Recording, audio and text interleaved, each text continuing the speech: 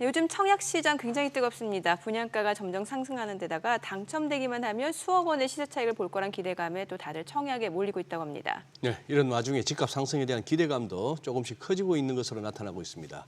하반기 부동산 시장 어떤 방향으로 흐를지 한번 전망해 보겠는데요. 도시화경제 송성현 대표 나와 계십니다.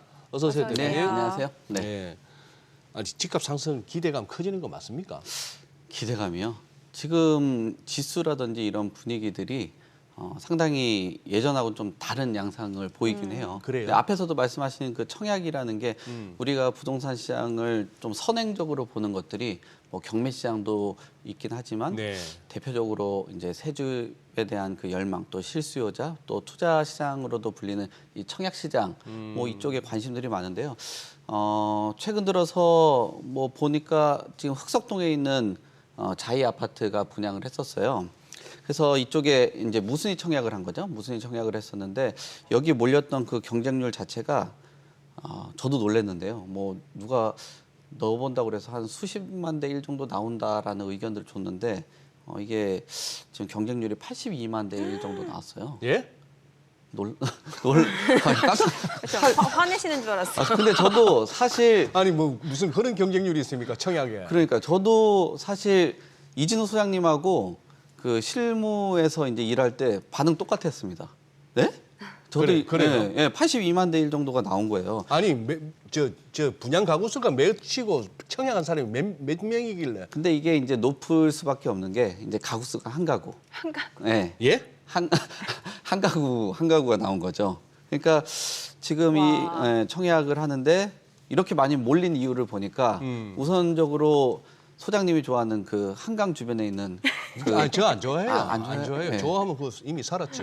그래요? 예. 예. 하도 핀잔 준다고 저 주변에서 이진우 소장님 팬이 많으신데 제 주변에도 이제 핀잔 좀 그만 줘라 얘기 좀 들었습니다. 네, 그 근처에 있는 이 흑석동 흑석동이면 보이겠죠. 굉장히 예. 좋죠. 근데 여기가 아까 말씀하신 것처럼 그 은평구에 예전에 가장 경쟁률이 높았던 게 29만 명이 몰렸던 적이 있어요. 근데 거기보다도 경쟁률이 높았고 이곳에 보니까 일반적으로 지금 최근 시세들 보면은 일대 지금 한 59제곱미터는 한 13억 정도 되고 또 84제곱미터는 16억 정도 되거든요. 예. 근데 그때 당시 분양하고 취소 물량이 나온 거니까. 예. 근데 지금 그때 당시에 분양했던 가격이 6억 한 5천만 원 정도가 안 되는 금액이고 오호. 그다음에 84제곱미터도 요즘에 서울의 중위 가격들이 10억이 넘는 상황인데 한 9억 선 정도 되다 보니까 상당히 많이 몰렸고 또 최근 규제를 완화를 했잖아요. 그러니까 무순위 청약 같은 경우 예전에 거주 요건들이 있었거든요. 근데 이렇게 많이 몰릴 수밖에 없는 게 거주 요건이 풀리다 보니까 돈이 좀 있다. 그다음에 서울에 좀 살고 싶다. 그다음에 나 여기 분양 한번 받아서 한 5억 이상의 차익을 좀 보고 싶다라는 사람들이 대거 몰린 것 같아요. 그러니까 아주 어린 친구들 네. 아니면 이제 고령층들 빼고 웬만한 사람들은 관심이 다 있으셨는데 이준우 소장님은 도전을 안 하셨군요. 뭐 있는 줄도 몰랐고. 네. 아니 근데 그 82만 대 1요. 네, 그렇습니다. 그 82만 명 중에 한 명이 그러면 분양을 받는데 네. 어떤 방식으로 그러면 뽑습니까? 지금 무순위 청약이다 보니까 이 취소분에 대해서 네. 뭐 특별한 그 거주 요건이 없고 예. 그다음에 그러니까 사실 어떻게 보면은 이 단지에 그냥 관심만 있으면 다 도전을 해볼 수 있으니까 아니 누구나 제 얘기는 다. 그 네. 82만 명 중에 누가 그 혜택을 누가 그 당첨되냐고요. 그거 어떻게 뽑느냐고요. 제가 저한테 말씀하시면 추첨을 해서 추첨. 추첨을 해서 당첨되니까 많은 사람들이 관심이 있는 거죠. 화나신 것 같아요. 믿을만 합니까 그 추첨? 믿어야죠. 여기서 뭐 너무 좀 이렇게 하시면 그냥 날로 그냥 네? 몇 억이 생기는데?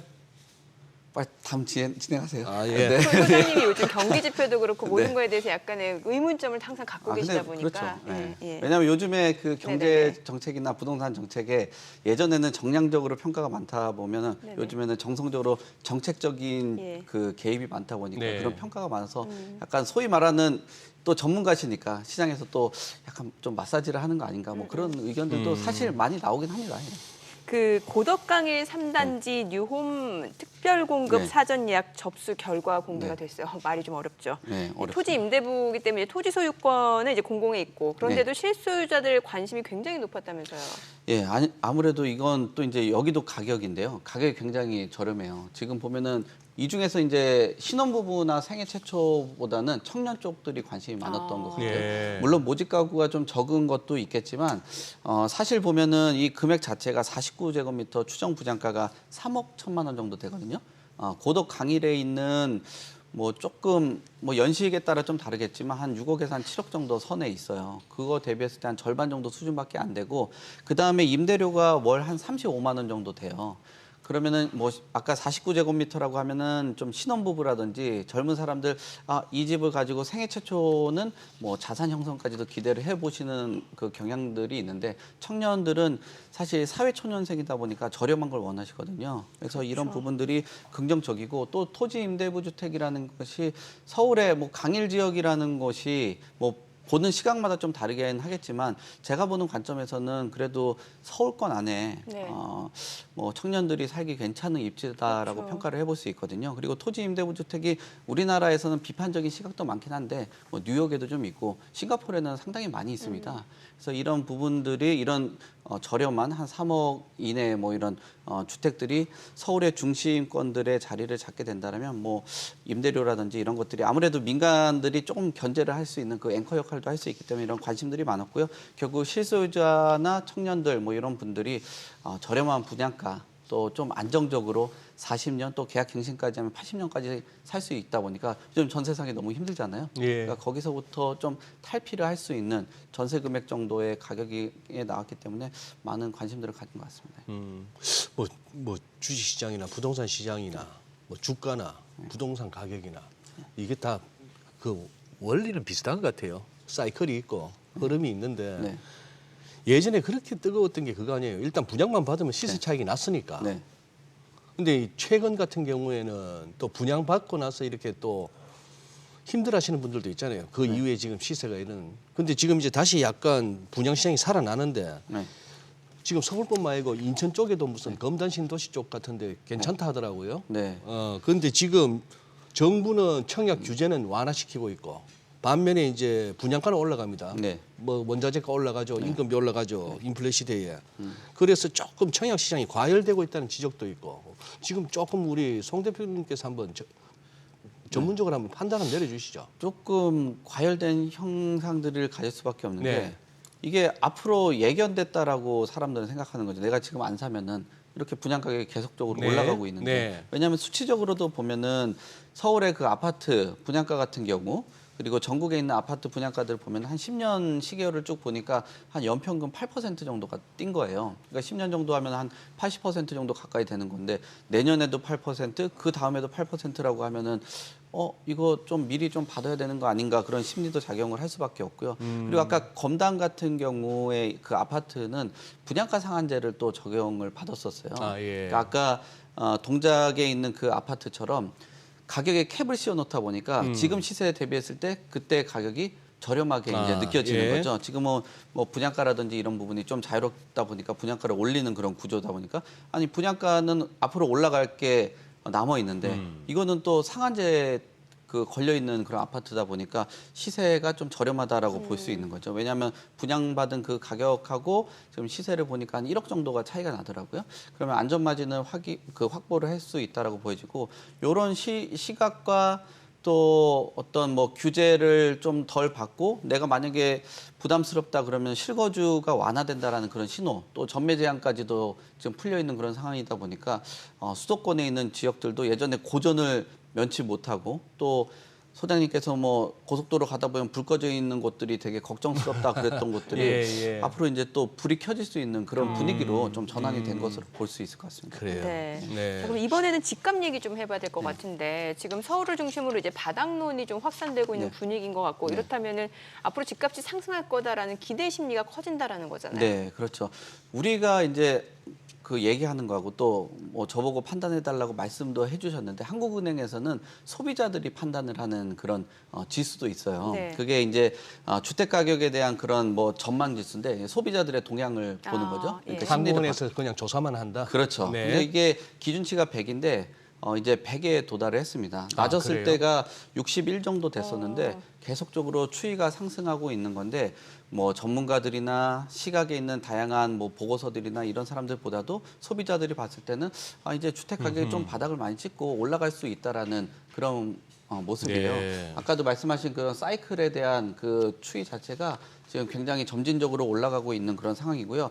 이런 것들을 봤을 때는 예전에 기준금리가 인상되고 난 이후에 기준금리가 동결이 됐잖아요.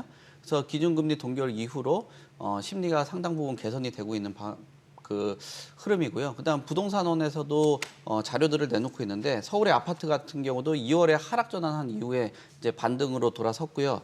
그다음에 한국은행에서도 뭐 가계대출 같은 것들을 조사를 하는데 가계대출이 많다라는 거는 결국 네. 빚을 내 가지고 집 사는 그런 경향들이 있잖아요. 그러다 보니까 가계대출의 잔액 같은 경우도 전월 대비했을 때 4조 2천억 정도 증가를 하는 그런 흐름이에요. 그러니까 전체적으로 가격에 대한 그 흐름 자체가 소비자들이 봤을 때도 이건 좀 바닥에서 조금씩 상승하고 있는 상황이고 그러면 이것을 가지고 좀 대출을 받아서 좀 집을 사고 있는 그런 흐름으로 전환이 됐다라고 볼 수 있을 것 같습니다. 네. 알겠습니다. 뭐 증시에도 뭐 대장주 이런 얘기 있듯이 네. 이쪽도 보면 대장 아파트를 할 만한 지역이 있잖아요. 네. 아무래도 우리나라 서울에서는 강남 쪽인데 네. 여기 지금 강남 4구 중심으로 조금 가격이 오른다면서요. 네, 서울 중심으로 특히나 이게 그 KB에서 발표를 하는 선도 아파트 50 지수가 있어요. 그게 네. 대장 아파트라고 부르는데 여기가 시가총액이 상당히 많은 아파트거든요. 그 아파트들이 아무래도 표본이 많고 시가총액이 많다라는 건 아파트 가구 수가 많은 거 아니에요?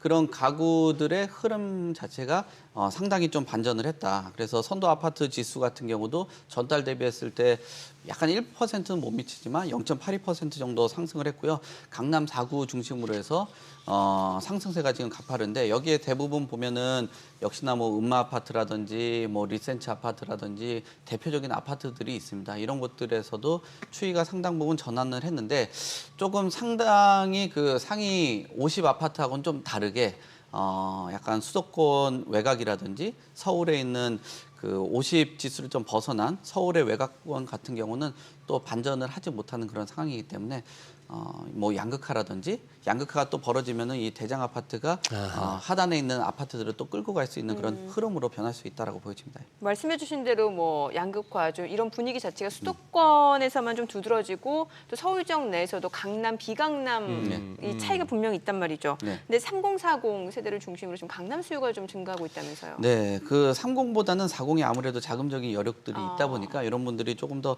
많이 사고 있는 흐름이라고 볼 수 있고요.